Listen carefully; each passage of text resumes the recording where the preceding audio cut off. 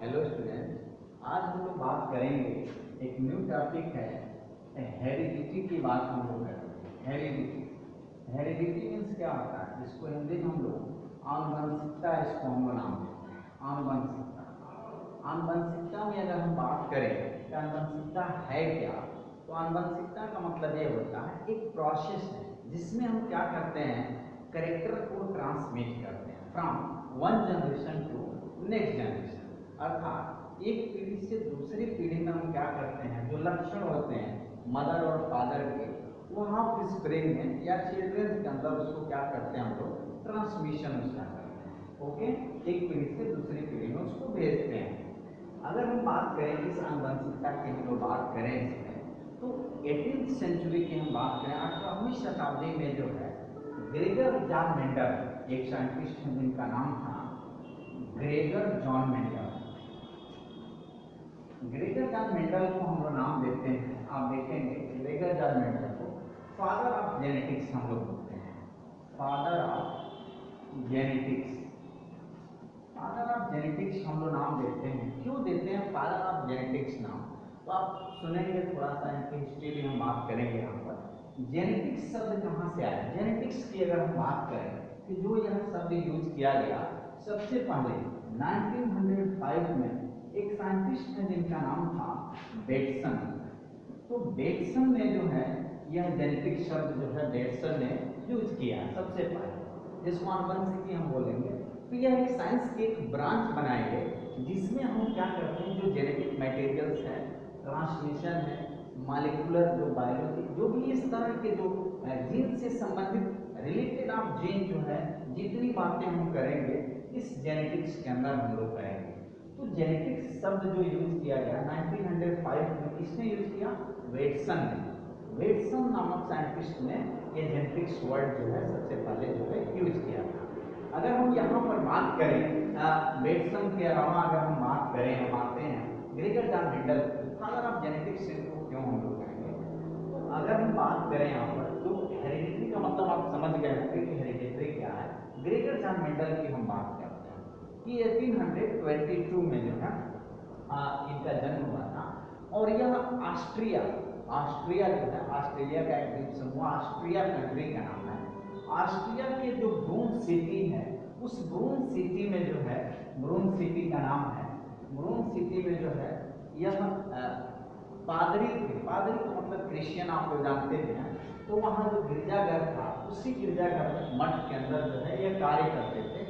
जब इनको अवकाश मिलता था तो वहाँ पर गिरजाघर के आसपास जो है गार्डन था, और उस गार्डन में जो है ग्रेगर जॉन मेंडल ने जो है जो पी प्लांट्स था, पी प्लांट्स की हम बात करें, पी प्लांट्स का मतलब है मटर, जिसको आप बोलते हैं मटर का पौधा। इसका जो साइंटिफिक नेम है, साइंटिफिक नेम पाइशम सटाइवम हम लोग बोलेंगे, पाइशम सटाइवम, ये साइंटिफिक नेम है। तो इसके ऊपर लगातार कंटिन्यूअस इन्होंने 8 वर्षों तक वर्क किया। 8 वर्षों तक लगातार जो है ग्रेगर जॉन मेंडल ने जो है पाइशम सटाइवम के ऊपर इन्होंने वर्क किया, और इन्होंने जो है इसके ऊपर जब वर्क किया तो इस पौधे को, इनकी सफलता का कारण क्या था कि इस पौधे पे जो भी इन्होंने जो स्टडी किया, उसकी सफलता के पीछे ये था कि जो यह प्लांट था पाइशम सटाइवम, यानी पी प्लांट्स जो था, उसमें डिफरेंट पीढ़ी में, यानी F1 generation, F2 generation, F3 generation, जिसको फर्स्ट जनरेशन, सेकेंड जनरेशन और थर्ड जनरेशन हम बात करते हैं। तो इन तीनों की अगर बात करें, फर्स्ट पीढ़ी, सेकेंड पीढ़ी और थर्ड पीढ़ी, तो अलग अलग जनरेशन में जो प्योर प्लांट थे उसको अलग अलग इन्होंने रखा।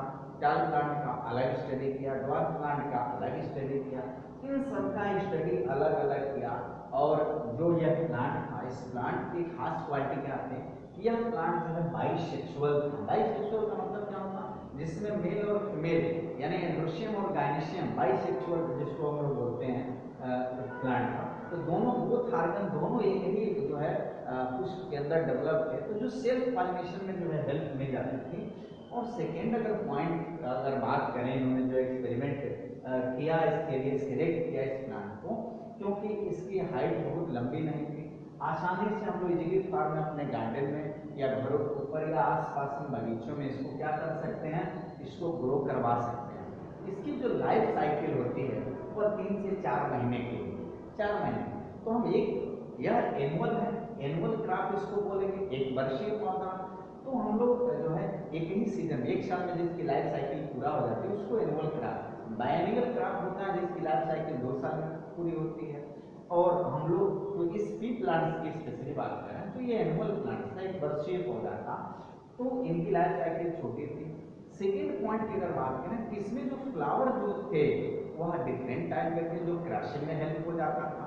तो इन्होंने जो भी अपने जो इन क्रॉसिंग के थ्रू जो इन्होंने एक्सपेरिमेंट किया उसकी बेसिस पे इन्होंने रिजल्ट निकाला और उसको इन्होंने लॉ में कन्वर्ट किया। और लॉ जो है इन्होंने दिया है यहाँ पर, मेंडल के 3 नियम इन्होंने दिए, law of dominancy, law of segregation और लॉ ऑफ इंडिपेंडेंट एसॉर्टमेंट, प्रभावता का नियम, पृथक्करण का नियम और स्वतंत्र अपव्यूहन का नियम, यह नियम इन्होंने दिया। अब हम बात कर रहे हैं कि नियम तो इन्होंने दिया, यह तो पब्लिश हुआ, वहाँ के जो ब्रूम सिटी के लोकल मैगजीन वहाँ चलता था, उस मैगजीन में इन्होंने मैगजीन का नाम अगर हम बात करें यहाँ पर तो वहाँ पर नेचुरल प्रोसीडिंग अगर बात करें, नेचुरल सोसाइटी जो प्रोसीडिंग वहाँ की पत्रिका थी, उस पत्रिका में 1866 में जो है यह पब्लिश हुआ था।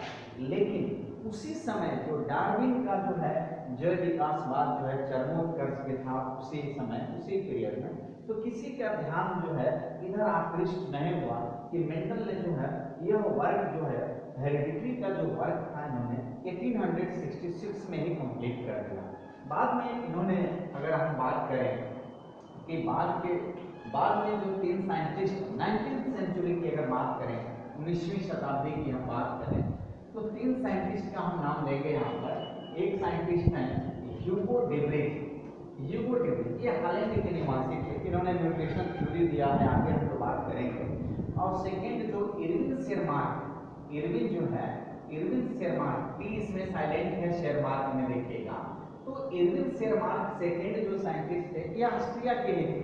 और थर्ड जो साइंटिस्ट थे जिनका नाम था कार्ल लोरेंस, कार्ल लोरेंस, यह कार्ल लोरेंस जो है जर्मनी के साइंटिस्ट थे। ये तीनों साइंटिस्ट ने अलग अलग कार्य करके और इन्होंने उसी डिसीजन के ऊपर ये पहुंचे जो मेंडल ने बहुत पहले लगभग 35 इयर्स बिफोर इन्होंने जो है उस कार्य को कर दिया था। और उसी निष्कर्ष पे कार्ल लोरेंस और ह्यूगो डेब्रिज और इरविन शेरमार्क जो है पहुंचे 19th सेंचुरी, 19वीं शताब्दी, 1900 सन की हम बात कर रहे हैं, और इसको रीडिस्कवर किया। तब जो है इन लोगों को पता चला कि यह वर्क तो जो है मेंडल साहब ने बहुत पहले ही कर दिया है, इसीलिए इसको नाम दिया गया फादर ऑफ जेनेटिक्स, जिसको कहा गया मेंडल साहब। अब हम बात करेंगे यहाँ पर कि मेंडल ने जो है यहाँ पर जो अगर हम बात करें यहाँ पर, अगर आपसे 1 मिनट के लिए अगर हम बात करें यहाँ पर कि मेंडल ने यहाँ पर जो बात किया कि मेंडलिज्म की बात किया कि जो हमने जो है वर्क किया है उसको इन्होंने लॉ में कैसे दिया, तो जो उस लॉ के पहले हम कुछ बात करेंगे, कुछ टर्मिनोलॉजी की हम बात करेंगे यहाँ पर, टर्मिनोलॉजी की बात करेंगे। टर्मिनोलॉजी का मतलब कि जो इन्होंने अपने जो है उसमें यूज किया, अपने एक्सपेरिमेंट में जो इन्होंने टर्म्स यूज किया, हम उसकी पहले बात कर लेते हैं, फिर देन आते हैं इनके लाभ। तो फर्स्ट अगर हम बात करें एलिल्स की बात करते हैं, एलिल्स और एलिलोमा। तो एलिल का मतलब क्या है? एलिल्स मींस क्या होता है? एलिल्स मींस होता है जो कैरेक्टर्स हम लेते हैं, जो पेयर्स में कैरेक्टर्स होते हैं, उस कैरेक्टर्स की हम बात करते हैं। सपोज जैसे टी हो गया इनटू स्मॉल टी, तो यह एलिल्स कहलाते हैं। यह एलिल्स क्या होते हैं? जो क्रॉसिंग में पार्टिसिपेट करते हैं, इसको हम लोग नाम देते हैं एलिल्स बोलेंगे।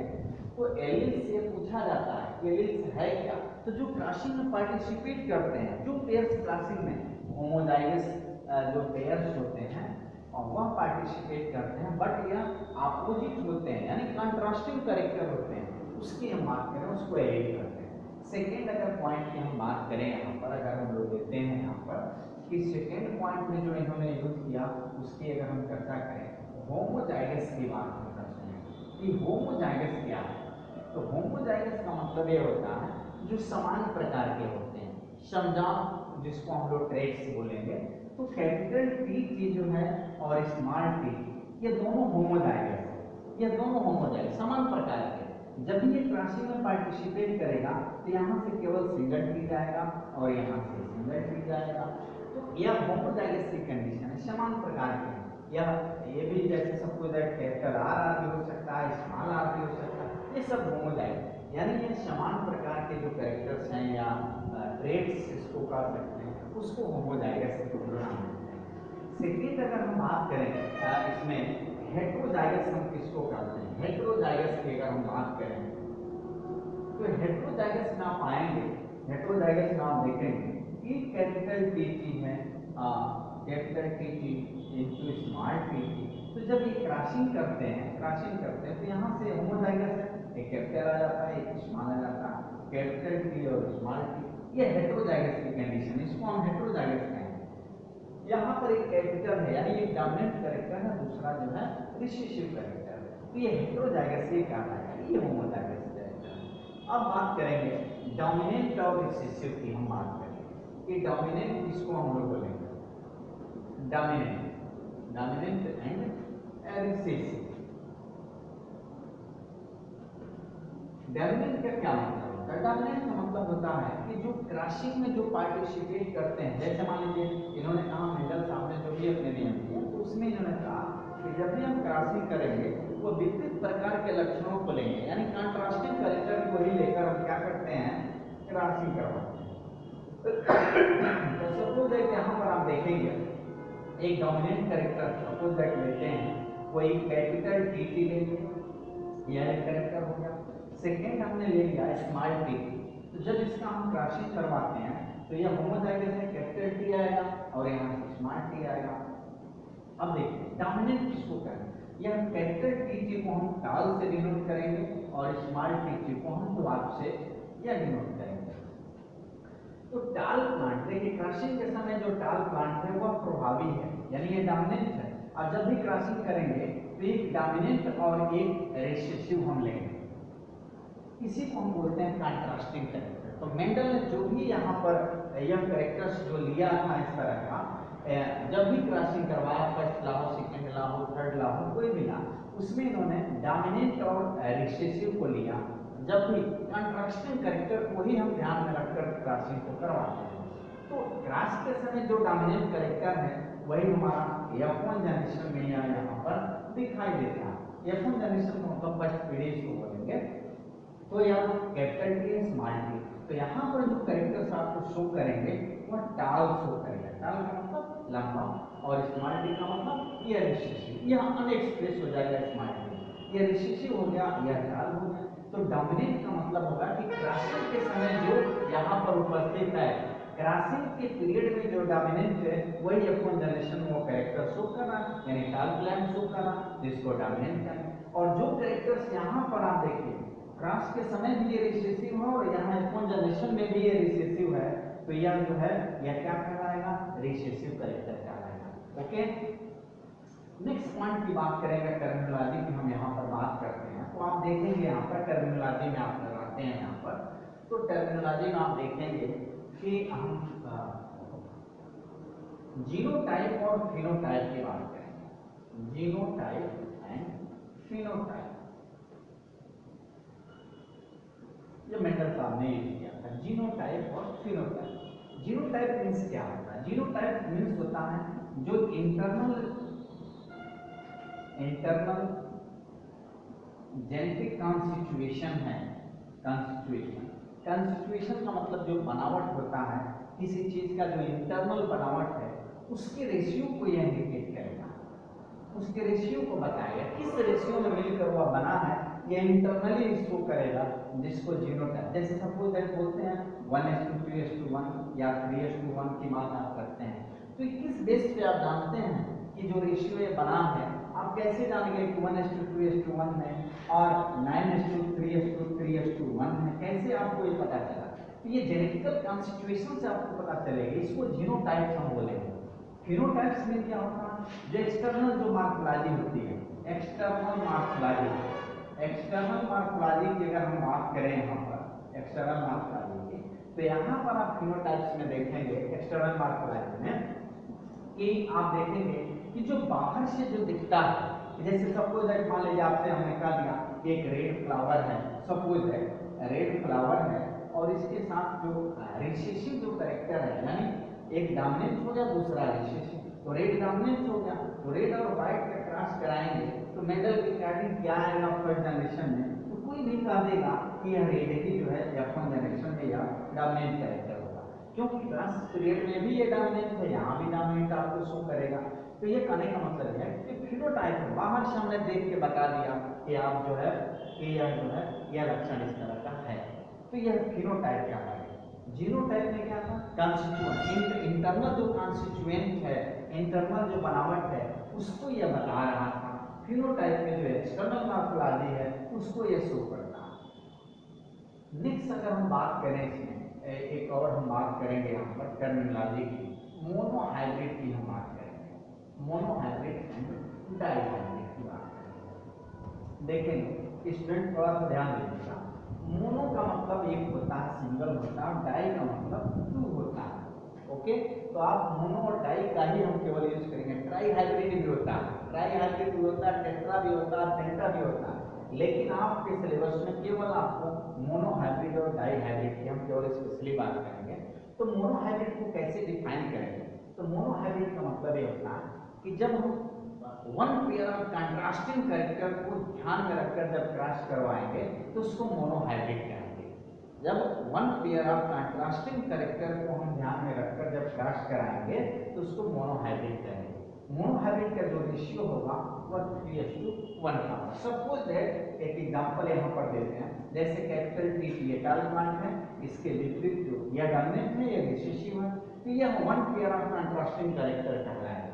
और इसका जब रेशियो हम बताएंगे फर्स्ट क्लास सेग्रीगेशन में आएगा, तो यह इसको हम नाम देंगे मोनोहाइब्रिड क्लास, इसको नाम देंगे, यानी यह single pair of contrasting character. Okay, तो रेशियो कितना आया इसका 3:1। ये आगे हम एक्सप्लेन करेंगे, केवल अभी टर्मिनोलॉजी की हम बात कर रहे हैं। सेकेंड अगर बात करें डाई हाइब्रिड किसे कहेंगे, डाई हाइब्रिड क्रॉस किसे कहेंगे, तो डाई हाइब्रिड का मतलब two pair of contrasting character, इसको ध्यान में दो जोड़ा विपरीत लक्षणों को ध्यान में रखकर हम क्या करेंगे, क्रॉसिंग करेंगे, तो उसको डाई हाइब्रिड क्रॉस हम बोलेंगे। रेशियो जो होगा 9:3:1 का रेशियो जो है इसका आता है डाई हाइब्रिड। ओके, अब हम थोड़ा सा आपको एक बेसिक नॉलेज और इस टर्मिनोलॉजी में आपको दे दें कि मेंडल ने कुछ जो है कंट्रास्टिंग जो कैरेक्टर था उसका उन्होंने स्टडी किया। जैसे सपोज दैट आपको अगर हम बात करें कि इन्होंने जो कैरेक्टर्स लिया था उसमें अगर हम बात करें 7 टाइप के इन्होंने कैरेक्टर्स को लिया था, 7 टाइप को। अब उसमें 7 में जैसे मान लीजिए सपोज दैट अगर हम कोई टाल प्लांट की अगर बात करते हैं तो ये हमारा डोमिनेंट कैरेक्टर होगा। रिसेसिव में क्या होगा, रिसेसिव में हमारा ड्वार्फ प्लांट हो गया, तो ड्वार्फ का मतलब बौना होता है और टाल का मतलब लंबा होगा, इसको टाल को हम कैपिटल टी से डिनोट करेंगे, ड्वार्फ को स्मॉल टी से डिनोट करेंगे। इसी तरह अगर हम सीड की अगर बात करते हैं या पी की सीड की अगर हम बात करें, पॉड की बात करते हैं, लेग्यूम जिसको मटर आप कहेंगे उसकी अगर बात करें, तो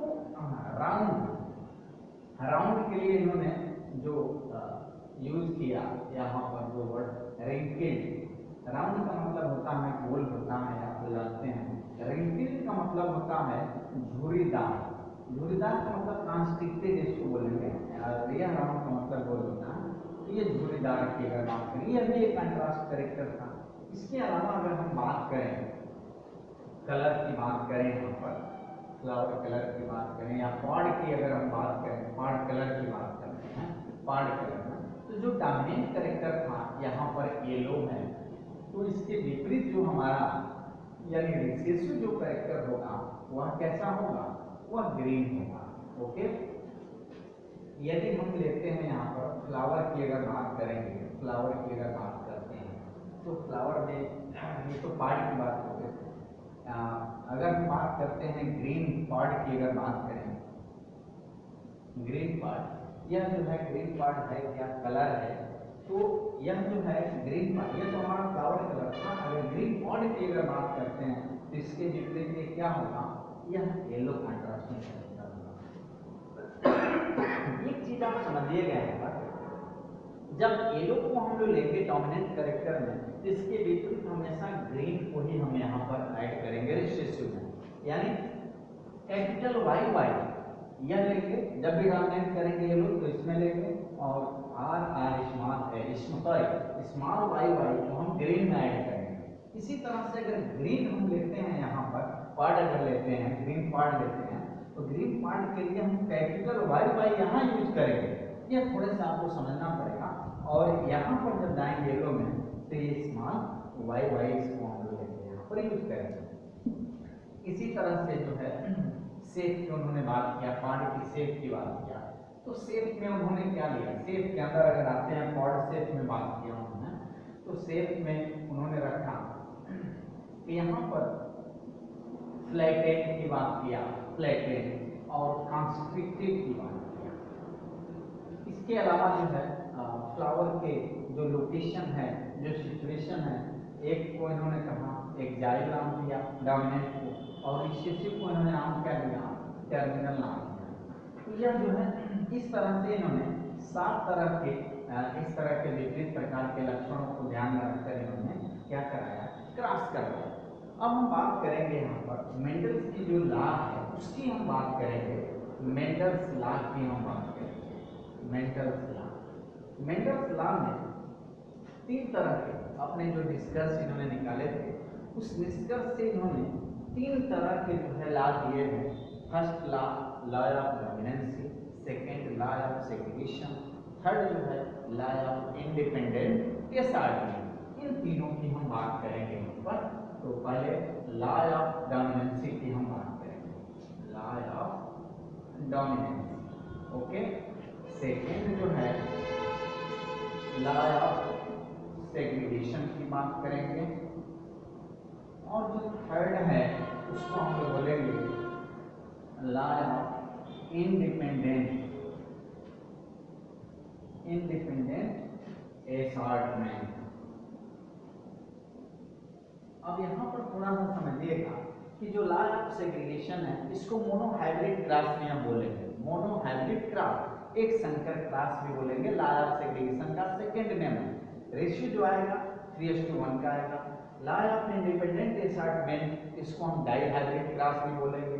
इसका रेशियो क्या आएगा, 9:3:3:1 का रेशियो आएगा।